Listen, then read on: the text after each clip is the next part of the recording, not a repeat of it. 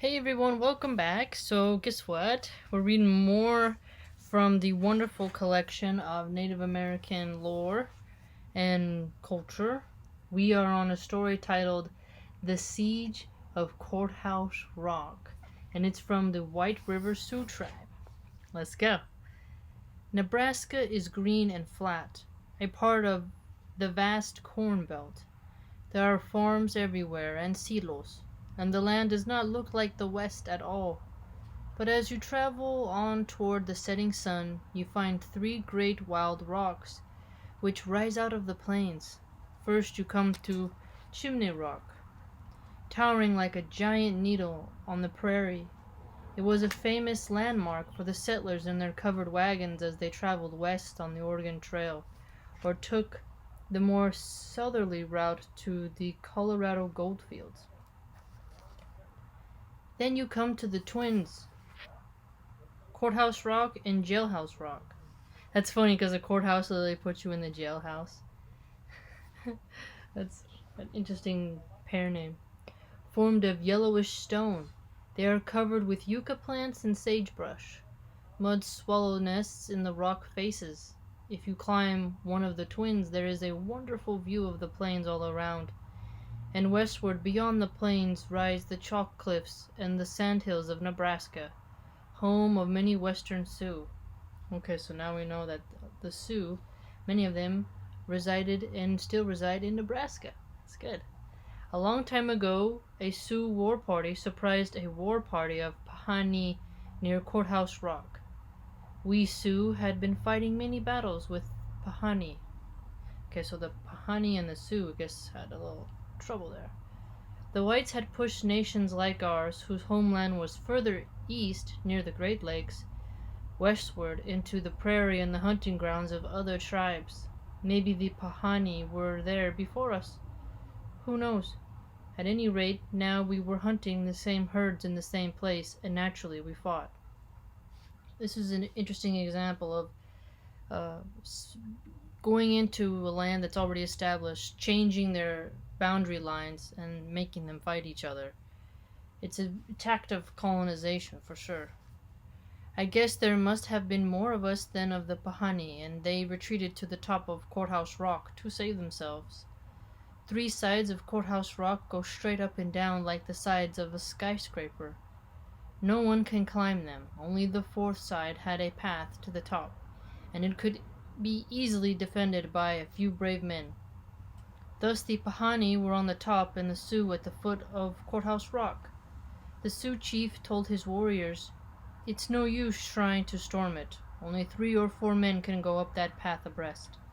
So even women and children could defend it." Children, that's no, don't say that. But the Pawnee have no water, and soon they'll run out of food. They can stay up there and starve or die of thirst, or they can come and fight us on the plain. Imagine if they would have just teamed up. When they climb down, we can kill them and count many coups on them. The Sioux settled down to wait at the foot of the rock.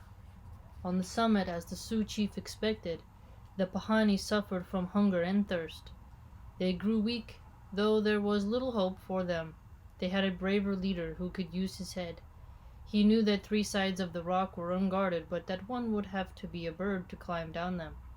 One of the 3 steep sides, however, there was a round bulge jutting out from the rock face. If we could fasten a rope to it, we could let ourselves down, he thought. That's brave. I mean, it's like really extreme rock climbing.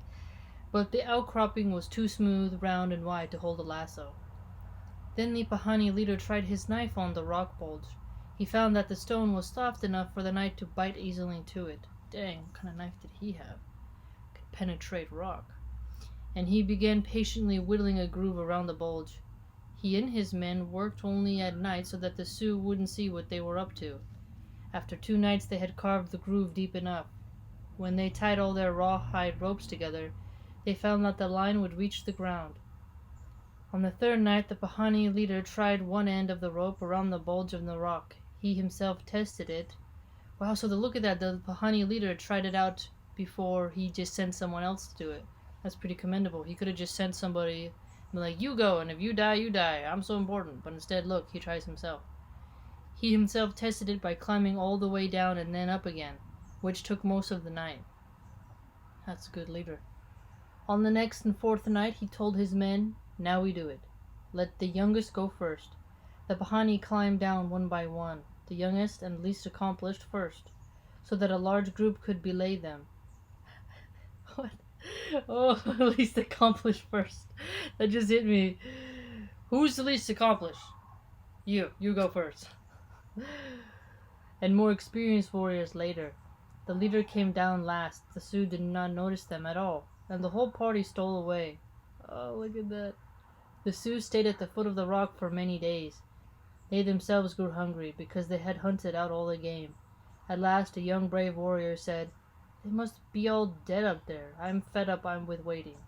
I'll go up to see." He climbed the path to top and shouted down that nobody was up there. That time the joke was on us Sioux.